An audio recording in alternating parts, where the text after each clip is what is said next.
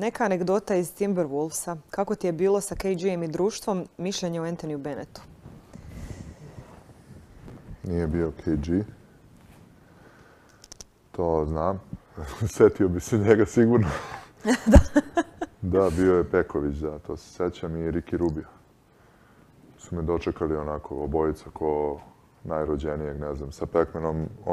Sećam se da Pekmen i ja smo pravili neke sendviče, on me zvao kući pa smo gledali neku emisiju, on upalio kamin i onda smo zaspali ko dve telesine na kauču, razumeš?